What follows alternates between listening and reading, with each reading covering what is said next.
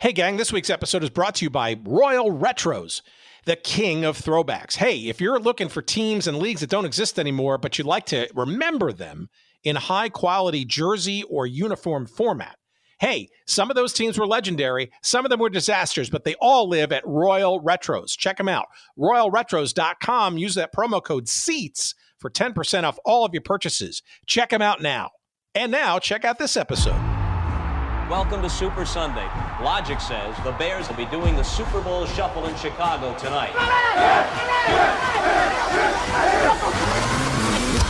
What do you think of football players doing a rap song and a line dance? I didn't come here looking for trouble. I just came to do the Super Bowl Shuffle. What the heck have we gotten ourselves into?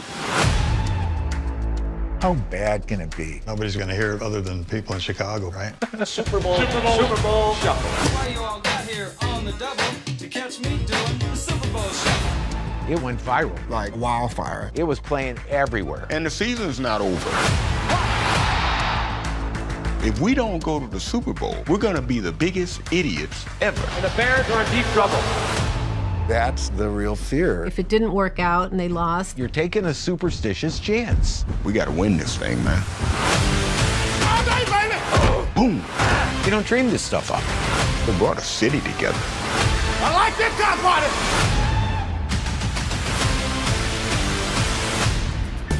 Welcome to Good Seats Still Available, a curious little podcast devoted to exploring what used to be in professional sports.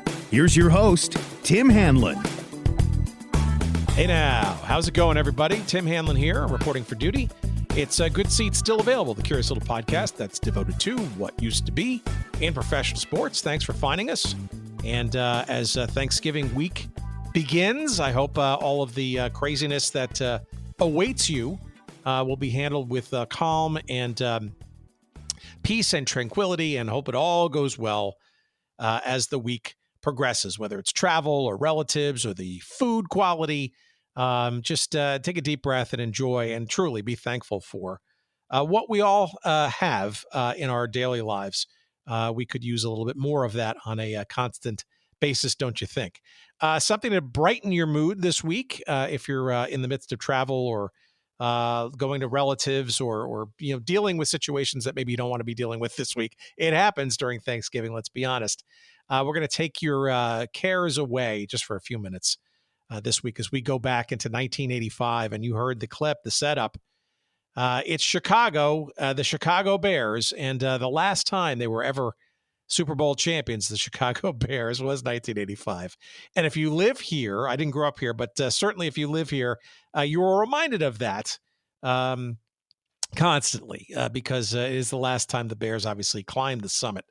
And part of all the fun and frivolity of that championship season, that dominant championship season of 85, they went 15-1 for God's sakes, that during the regular season, and they steamrolled everybody else in the playoffs, including the Patriots in the Super Bowl that year, 1986, actually, technically. It was aided and abetted by the mass media hysteria that was the Super Bowl Shuffle. You could not avoid it in the Chicago area, and maybe, frankly, even more broadly in the United States. A phenomenon in both audio and video form. It was the Super Bowl Shuffle, and it was a crazy little story. And as you heard there, it is coming to a screen near you later this week. As a matter of fact, as we were dropping this episode on the 24th of November, it will be available for your viewing pleasure on HBO and HBO Max starting tomorrow, the 25th of November. So let's get you ready for that. The documentary is called Shuffle, and we have the producer, the director, the executive, all of the chief cook and bottle washer behind this entire thing. Longtime NFL Films veteran producer Jeff Cameron is here to kind of give us a little bit of an inside story as to this quirky little tale of the story behind this audio and video phenomenon that accompanied the Super Bowl winning Chicago Bears in 1985 and the ultimate championship in early 1986. 86. It's a fun little tale, fun little story, all kinds of little crazy little twists and turns. But if you think you know the story behind this this song and this video, well, you will be put in your place for sure, because this documentary is a real hoot. It's only about 45 minutes or so, but it is well worth seeking out, and you will enjoy the various stories and great interviews from people like Mike Singletary and Willie Gault, who probably have the sort of starring and co-starring roles in this. Jim McMahon is in this. Gary Fencik is in this. An amazing amount of footage that's never been seen before. Even if you're a Chicago sports fanatic, this will be completely new to you too. The Chicago Bears Shufflin' Crew, the song went to number 41 on the charts. We were denied the thrill of having Casey Kasem count down this song in his American Top 40 show, because it only peaked at number 41 for 2 weeks in January, in and around the Super Bowl. And Super Bowl 20, of course, was the defining and crowning achievement of the Bears, winning 46-10 in that game. But as you will hear in our conversation coming up with Jeff, interesting stuff. The origins of the song, when it was recorded, when the video was recorded. Interesting timing of that. If you go back into the season, there was one loss that the Bears had. It was at Monday Night Football game against the Miami Dolphins. And literally the next day was when they were scheduled, the Bears were, to record the video for this song. You can imagine that most were not in a good mood. As a matter of fact, such bad moods that some of these players were in. A couple of the players didn't even show up. So you'll hear the story about how they had to make up for that. And all kinds of other stuff in terms of, I don't know, the dance moves or lack thereof from the various members of the team. The powering personality in the form of Dick Meyer, a Chicago executive and marketing guy, and who created his own record label and had the idea, the brains behind this. The sheer the sheer chutzpah of everybody involved to kind of think that the Bears were all that and then some, and were going to go all the way and win the Super Bowl, which they ultimately did. But as you'll hear in our conversation and in this documentary, there were certainly some cooler heads that were kind of a little bit worried about maybe, sticking their necks out a little bit too far, a little too soon. But as you'll hear, hilarity ensued. And there was even a response video by the Patriots, if you can believe it. Most people don't believe it, but we'll talk about that and all the rest of this story as we go into the Chicago Bears Shufflin' Crew, the Super Bowl Shuffle. That's the topic, and our conversation with Jeff Cameron coming at you right now. And like I said before, you can find this documentary as of tomorrow, the 25th of November, as we drop this episode on HBO and HBO Max. It's when it's premiering. And if you're hearing it later, well, you'll, of course, be able to access it with a button push on your favorite connected TV device and HBO Max. Here's our conversation we had with Jeff. Please, as always, enjoy.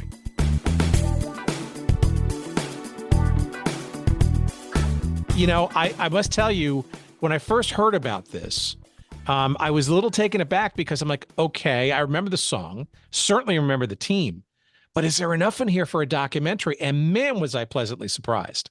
Take us through a little bit of your background, and as part of that, how you became convinced that there was a documentary in this song and this moment in time in sports. Well, sure. So on that last point, I mean, so with NFL Films and HBO, our partnership, we're starting a new series of short documentaries called NFL Shorts, and this being the first one. So we knew we wanted to tell a story that was between that 20 to 40 minute range, just for the nature of that short documentary. And we're always on the lookout for anniversaries. That's just sort of like a natural kind of latching on point for football fans. And we saw that the 40th anniversary of the 85 Bears and the Super Bowl Shuffle was coming up. And I think your instinct was spot on. We knew it wasn't quite long enough for a feature doc. Certainly not anything that was going to be 2 or 3 parts. But it seemed to fit the bill for this just unique exploring deeply this unique moment in time. As deep and as you can. Um, so we just started doing some research and reaching out to the rights holder, the widow of Dick Meyer, and kind of talking with her and realizing there was some behind the scenes footage that's rarely been seen. And the fact that a lot of the players are really enthusiastic about talking about it, and they've kind of recognized what that song and video have become, and how it's so just inseparable from that team. It made a lot of sense. Did you have a dog in this hunt? I mean, were you a Chicago guy or native, or were you kind of dragged into the story?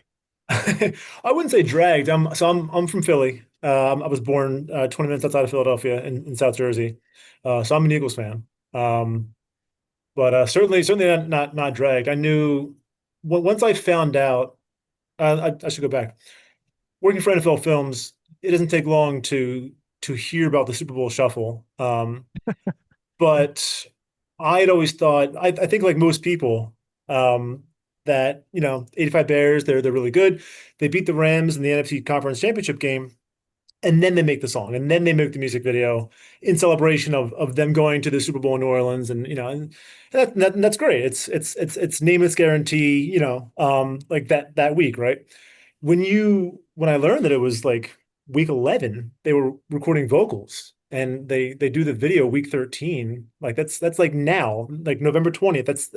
That's the Bills. That's the Bears right now making a music video about how they're going to go to the Super Bowl. That was insane to me. And that as soon as I knew that, that's when I knew it was going to be a great kind of like ticking time bomb story in its own right. So that was a discovery, right? So already your perception of the story or your understanding of the story was already kind of shaken. And I don't want to. We're not going to give away too much of the film because we want to encourage people to go watch it and stuff. But it is fascinating to me to see sort of how this timeline came about, because it actually creates some documentary like tension, right? Which is probably what you're also praying for as you unearth this stuff, right? Yes, 100%. I knew once I knew that they recorded it after their only loss, because like to your point, that team was so good. So to find some tension is actually kind of difficult. They were 15-1. It was never really questioned whether or not they were going to go to the playoffs and probably the Super Bowl. So to find any tension, I realized that it was going to be after that first loss when they were at their lowest and they had the most doubt they ever had that year.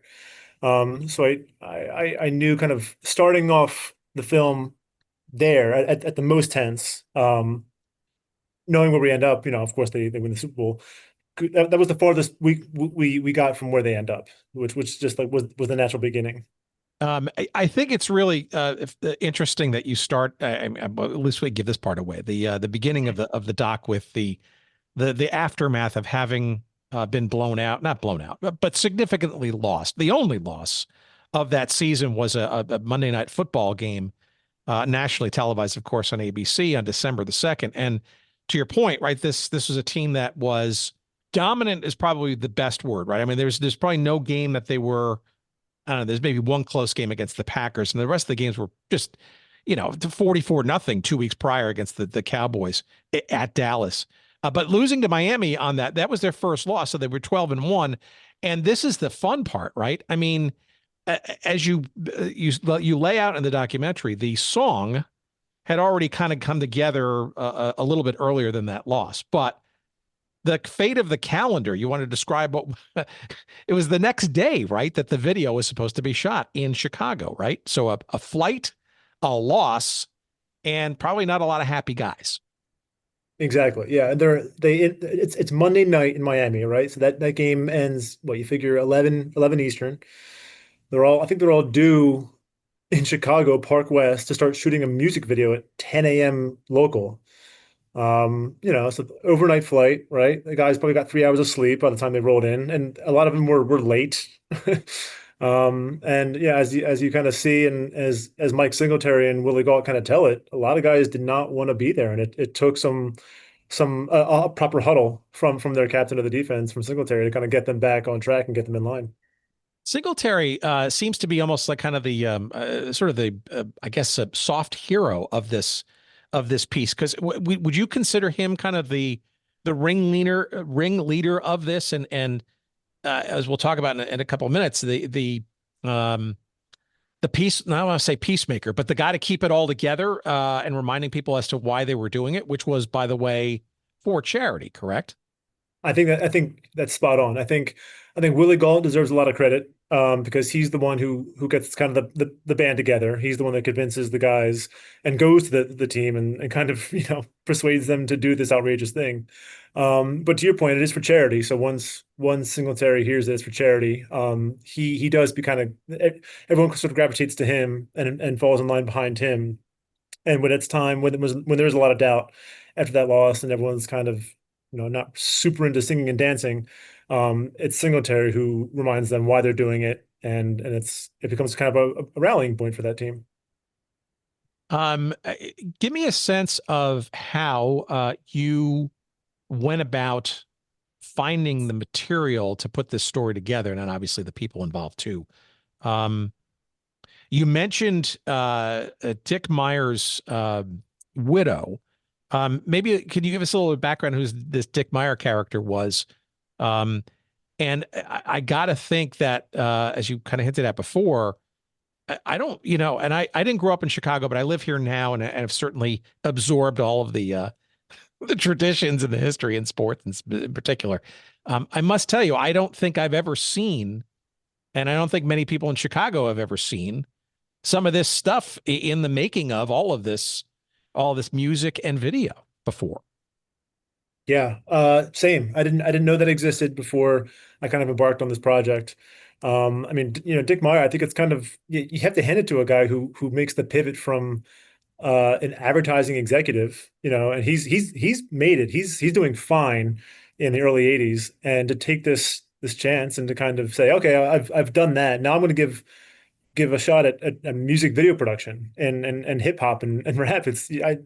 It's kind of remarkable what he was able to kind of pivot from and accomplish. But I also think, the 85 Bears were a celebrity team. I think before that time, I think you certainly had singular NFL celebrities, right? Like you had your Namaths and you had your OJs, and but by the time 85 comes around, the Bears are the first celebrity team as a collective. Everyone's doing commercials, everyone's doing promotions, and I think Dick Meyer was able. He saw that and saw an opportunity. There's also, though, really interesting as the play out happens and the creation and all this stuff. It's hard to not sense kind of a how can I best describe it? A Jinx kind of vibe to it, right? I mean, I don't know if that's done on purpose or if that was kind of self-built into the narrative, but it almost, I mean, there's clearly a number of people involved in this story. Jim McMahon, of course, being one, sitting out for all intents and purposes, at least in the beginning, who felt kind of maybe uneasy about this sort of, I don't know, counting their chickens before they're hatched, so to speak. Yeah, 100%. I think that team had a lot of confidence in themselves. But certainly, and that was one of my questions as I interviewed these guys, like especially in Chicago, where sports jinxes are more prevalent than in other cities, right? Rightly so, and rightly earned, frankly. I've learned that. But that was certainly a consideration for guys that said no. Dan Hampton famously didn't want to be a part of it. Steve McMichael, they thought it was kind of silly and a little bold, a little superstitious. But I think the confidence of those guys and the fact that it was for charity, to your previous point, kind of overrided that doubt.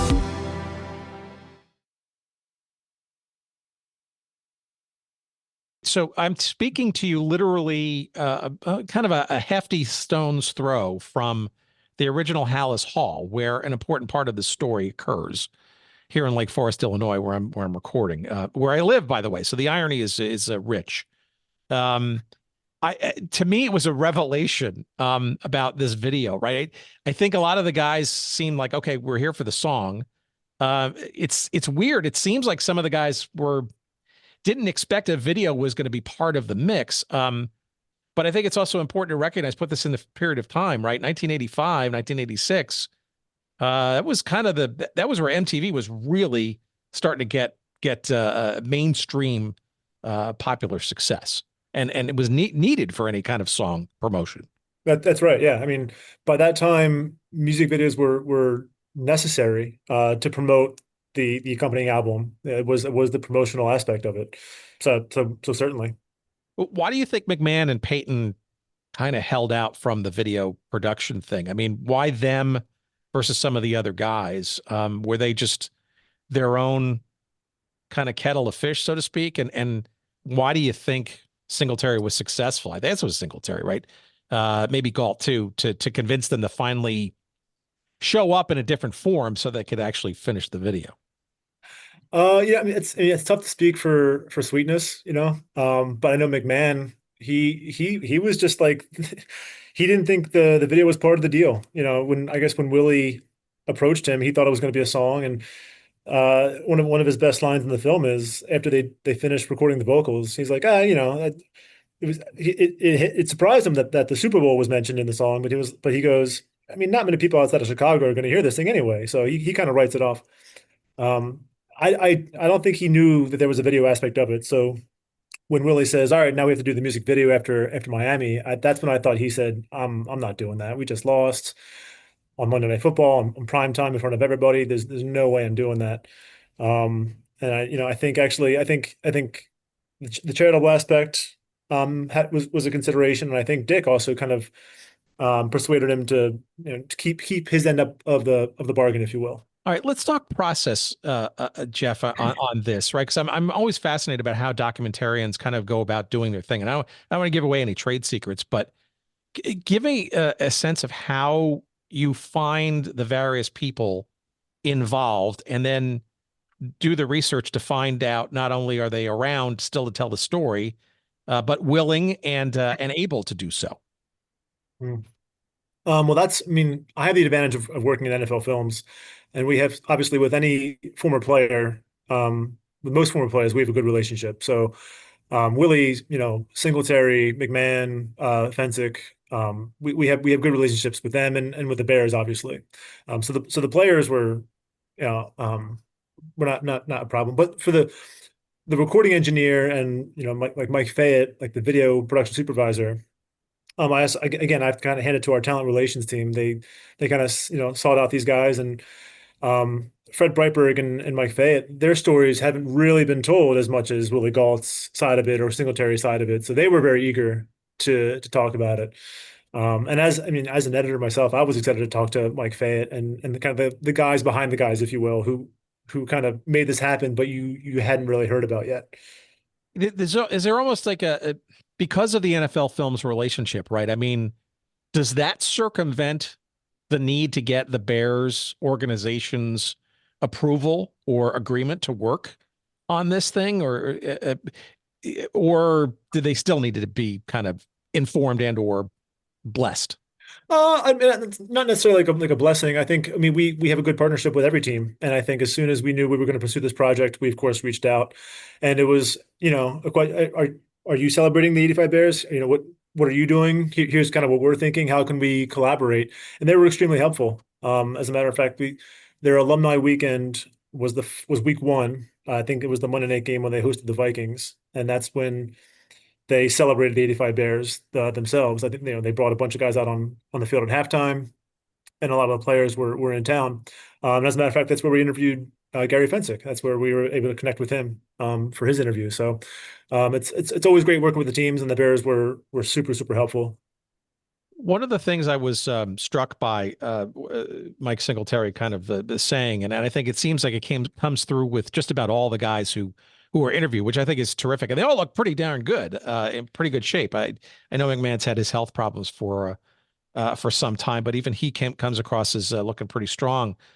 In all of this was sort of this, I don't know, and maybe this is unexpected, certainly as a viewer, to sort of understand this, but it almost feels like the haphazard circumstance by which the video was shot and the timing of it almost sort of just wound up becoming a bonding experience for these guys who were part of it, because they did look like, despite the timing and the loss and all that kind of stuff, and it was their day off. They looked like they were having a lot of fun, albeit not necessarily very talented in doing so. But it looked like it was kind of fun to do, and in a weird way, it kind of maybe reoriented them from that loss and worse, fearing the worst. Yeah, I think you're exactly right. And it's actually, I mean, I did a lot of research and I went into these interviews very well prepared, and I did not have a question about that. And I'm talking to Singletary, and he brings up the point on his own. He says, after that loss to Miami, if it weren't for the shuffle and if it weren't for having to do that music video that Tuesday after the game, they probably go home from Miami and they don't see each other again until Wednesday morning for like a film review or practice or whatever it is. They probably have Tuesday off, and they don't properly put that loss behind them. They don't laugh together. They don't get together in an off the field environment. And he credits the shuffle actually by letting them kind of hang out in an environment in which they never hung out before, kind of seeing guys sing and dance a little bit, have some fun. And I think you said it. It kind of recalibrated them and said, "Oh, right, like we have to do things together as a team. Let's refocus here." And it helped them kind of take on the rest of the season. Back to process, you mentioned research. What's your secret sauce to doing research? And more importantly, how do you prevent yourself from falling into rabbit holes, especially with the advent of things like YouTube and AI and that kind of stuff, to get work done versus, getting so rich and because it's very difficult, especially with algorithms and stuff out there online, to not sort of get distracted, I guess, and from the task at hand, trying to find the elements that you're truly looking for to get the story going. Sure. I mean, my approach is I read everything I can. Fortunately, McMahon wrote a book. Mike Singletary wrote a book. So I, read everything they've ever said. Certainly about that year. And then again, kind of the advantage of working for NFL Films, our archive and our vault is seemingly, every project I find something that I had never seen or heard of. And in this case, once it became evident that team was doing so well and they were on their way to special things, we sent camera crews to Chicago. We sent I think 2 crews either in December or January, and they just recorded what it was to be in Chicago at that time. They shot the big helmet being put on the lion outside the museum. We shot with the mayor and the refrigerettes at the time. We shot a dance hall in which people were dancing, having a dance contest to the Super Bowl Shuffle. Just this verite things that we as NFL Films we just have at our disposal in our archive that you can't find anywhere else. So I mean, you talk about rabbit holes being dangerous. That's the fun of working here is digging and finding and unearthing some of that stuff that has never been seen.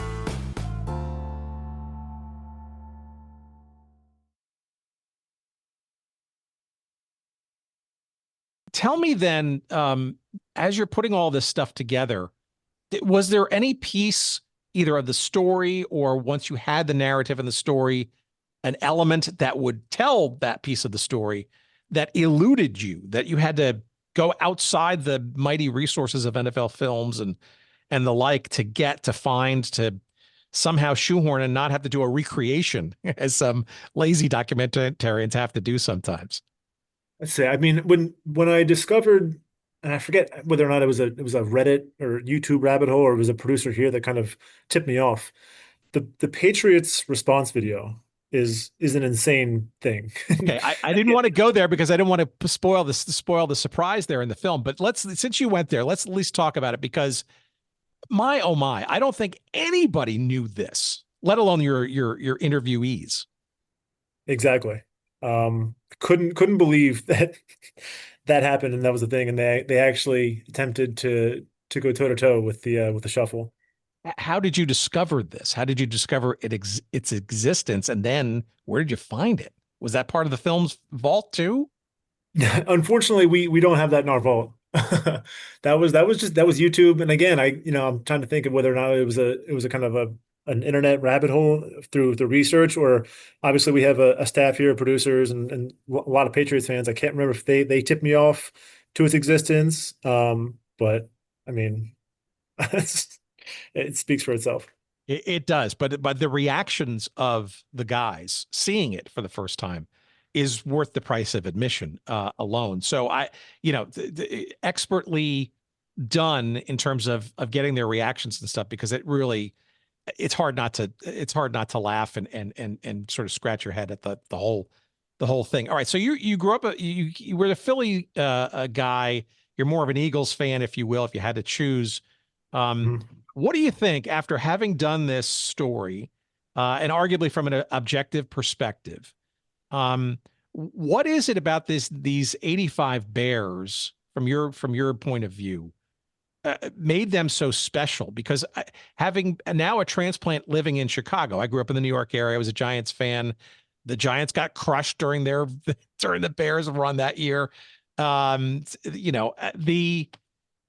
It is still synonymous with Bears football in this town, right? It's not only remembered, but it is revered. It is constantly brought back at Halloween time, or Ditka mustaches, or recollections of SNL skits. It is obviously it's the only time they really won they ever won the Super Bowl, right? But it is such a defining event in Bears history. And Lord knows it recalls greater days of Bears lore. But in your mind, why do you think it's still so special, and why perhaps this story is going to resonate so clearly when people see it? Because I think almost feel like it was yesterday. Yeah, I mean, just as an outsider looking in, it feels like they were just unabashedly themselves, and they existed in a time where you could be yourself, and especially in sports. And I think today, if you even show the slightest hint of confidence in a post-game press conference about who your next opponent is and whether or not you think you're going to win your next game, that's instantly bulletin board material, and it's on every morning show and radio show throughout the week, and it just gets blown out of proportion. I think this was a really bold team in a time where you could be bold and you could be yourself. And like Dr. Todd Boyd, who we interviewed, he points out that everyone's trying to rhyme. Like they can't rap, but they kind of know that. That's part of the charm, is they're just having fun as themselves. And Steve Fuller doesn't care that he can't rap. He's out there with his team. So I just think it's they were themselves. They were confident.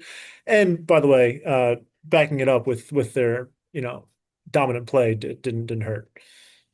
All right, one more general question, and I got a couple of quickie little wrap-up pieces here. So back to Dick Meyer for a second. I mean, this is a guy who was literally the force behind all of this stuff. It is amazing to me, and I wonder if it was curious to you too, to see just how successful this song and this video were, right? So the song was only on the Billboard charts, literally made the Billboard national charts.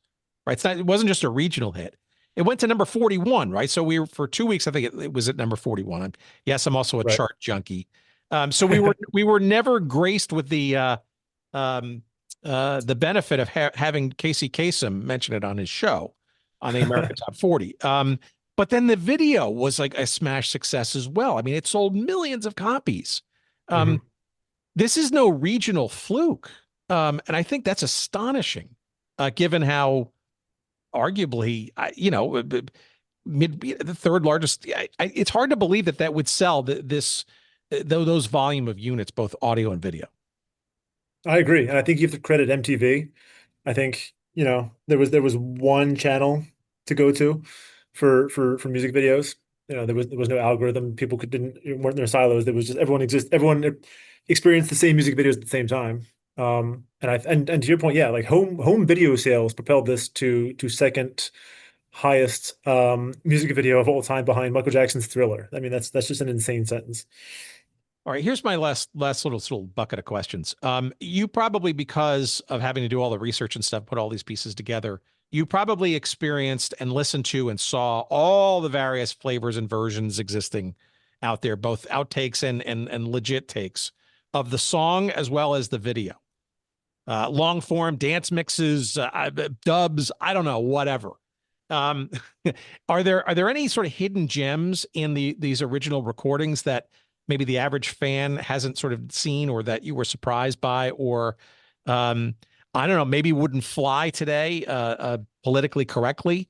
Any little Easter eggs that maybe you would discover or had discovered or saw in any of these songs and videos, or have they been exhausted because of YouTube and just time? It's good question. I don't know if there was any hidden gems. I mean, one you said wouldn't fly today. I mean, look no further than Gary Fencik. He calls himself the Hitman, and then I think in his solo it says, "I'm going to do the shuffle and then ring your bell." You know, it was a different time back then. I don't know if we're celebrating bell ringing and the Hitman these days, but so that's about as far as in terms of things that maybe wouldn't fly today if the shuffle were made. That's up there. Are there any other teams and stories that you think could rise to this kind of level where, pop culture and their idiosyncrasies during that season as a kid, I remember, listening to the Houston Oilers #1 song, right? That was played on with pom-poms and stuff on a couple of Monday Night Football games, right? There certainly have been some other songs and attempts to maybe do this in retrospect to the success that the '85 Bears brought to. But again, I guess I wonder if there are any other things that approach this in pro football in terms of marketing and bandwagonness than this, or is this kind of like totemic? It seems like this one is kind of just memorable on so many different levels. I think you're right. I don't think many things come close to the magnitude and how unique and sensational this was. I mean, being in Philly, and I'm a huge Jason Kelce fan. When they released their Christmas album, and they've done it for the last 3 years, the Philly specials. Back when he was still a player, they did that. That was great, but they're also not claiming that they're going to go to the Super Bowl.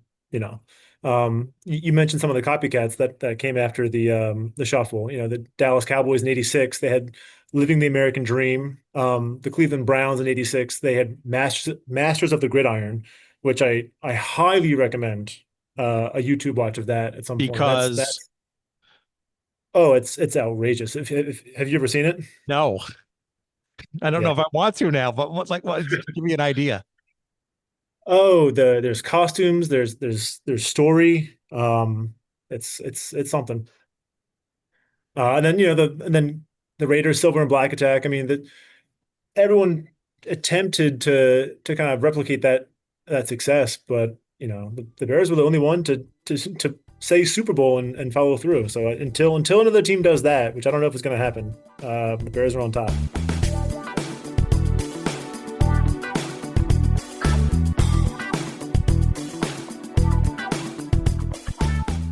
All right. Our thanks to Jeff, and especially for making time for us in a hectic week of promotional banter that he's been put through as the film, which will debut coming up tomorrow, Tuesday, November 25th, approaches. It is, again, called The Shuffle. It is a co-production of HBO and NFL Films. And it debuts Tuesday, November the 25th. That would be tomorrow if you're listening to the show in pattern at 9 o'clock Eastern, 8 o'clock Central on HBO. And as will be available, of course, at that moment and thereafter as well on HBO Max. So if you're listening to this after the fact, or maybe over the Thanksgiving holiday weekend, and you're just looking for something to do and kill some time with the relatives, a good 45 minutes could be spent by clicking on the button that says The Shuffle on HBO Max, and you will enjoy, for sure, that presentation as I did and as we just discussed. It features a whole bunch of great interviews with people like Willie Gault and Mike Singletary. Jim McMahon makes an appearance, Gary Fencik, and a whole bunch of other former Bears, as well as various folks that were part of the making of both the video and the song, being the Super Bowl Shuffle. Hope you enjoyed the conversation. I know you'll enjoy the film. And in the interim, why don't you also check out our website for all the fun that we have for you in the past as well as going forward. GoodSeatsStillAvailable.com. That's our website. We post all of our episodes there, but of course, You should find or follow us on your favorite podcast feeder to make sure that you get every single stinking episode that we do going forward, as well as our voluminous library of 400-plus shows. Lots of great stuff. Hopefully, there's got to be something in there from the world of forgotten sports that you're going to enjoy, that you either just plain forgot about or just you're interested in finding out more. We've done a lot of deep dives, and hopefully you'll find some good stuff in there. And introduce your friends and your relatives this holiday season if they're not familiar already. Why don't you?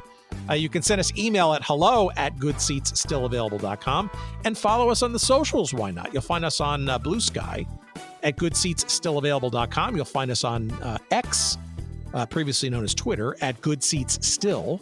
And you'll find us just about everywhere else at Good Seats Still Available, including, by the way, YouTube, where we also stream these episodes as well.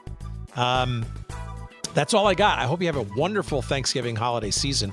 Oh, and of course, we can't leave you without playing the entirety of the Super Bowl Shuffle. So here it is. It's kind of I think it's the video mix version. There are a couple of different mixes out there, but sure enough, it's the Chicago Bears Shuffling Crew. We're going to shuffle on out of here. Happy holiday to you, and we'll see you next week. We are the Bears Shuffling Crew, shuffling on down, doing it for you. We're so bad, we know we're good, blowing your mind like we knew we would. You know we're just strutting for fun, strutting our stuff for everyone. We're not here to start no trouble, we're just here to do the Super Bowl Shuffle. Well, they call me Sweetness, and I like to dance. Running the ball is like making more mans. We had the goal since training camp to give Chicago a Super Bowl champ. And we're not doing this because we're greedy. The Bears are doing it to feed the needy. We didn't come here to look for trouble. We just come here to do the Super Bowl Shuffle. This is Speedy Willie, and I'm world class. I like running, but I love to get the pass. I practice all day and dance all night. I gotta get ready for the Sunday fight. Now, I'm as smooth as a chocolate swirl. I dance a little funky, so watch me, girl. There's no one here that does it like me. My Super Bowl Shuffle will set you free. I'm Samurai Mike, I stop 'em cold. Part of the defense, big and bold. I've been jamming for quite a while, doing what's right and setting the style. Give me a chance, I'll rock you good. Nobody messing in my neighborhood. I didn't come here looking for trouble. I just came to do the Super Bowl Shuffle. We are the Bears Shuffling Crew, shuffling on down, doing it for you. We're so bad, we know we're good, blowing your mind like we knew we would. You know we're just strutting for fun, strutting our stuff for everyone. We're not here to start no trouble, we're just here to do the Super Bowl Shuffle.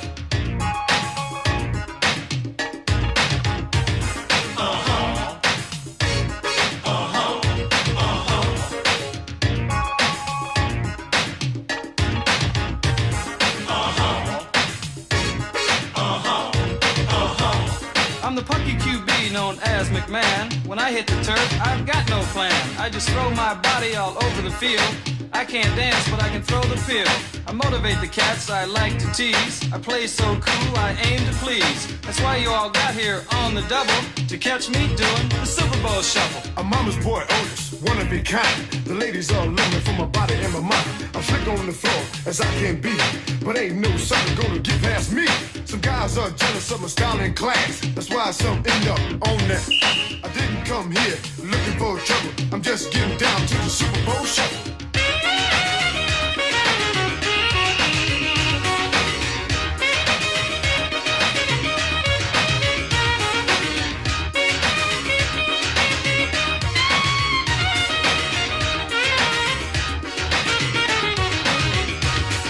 They say Jimbo is our man. If Jimmy can't do it, I sure can. This is Steve, and it's no wonder. I run like lightning, pass like thunder. So bring on Atlanta, bring on Dallas. This is for Mike and Papa Bear Hallis. But I'm not here to feathers ruffle. I just came here to do the Super Bowl Shuffle. I'm L.A. Mike and I play it cool.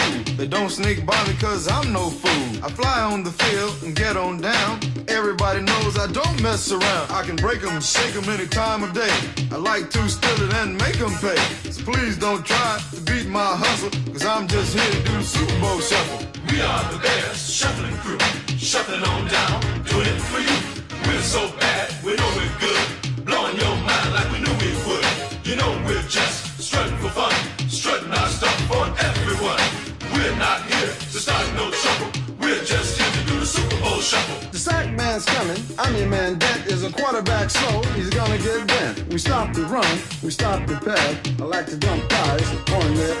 We love to play for the world best fan. You better start making the Super Bowl plan. But don't get ready or go through any trouble unless you practice the Super Bowl shuffle. It's Gary here, and I'm Mr. Clean. They call me Hitman, don't know what they mean. They throw it long and watch me run. I'm on my man, one-on-one. Buddies, guys, cover it down to the bone. That's why they call us the 46 zone. Come on, everybody, let's scream and yell. We're gonna do the shuffle, then ring your bell. You're looking at the frizz, I'm the rookie. I may be large, but I'm no dumb cookie. You see me hit, you see me run. When I kick and pass, we'll have more fun. I can dance, you will see. The others, they all learn from me. I didn't come here looking for trouble. I just came to do the Super Bowl shuffle.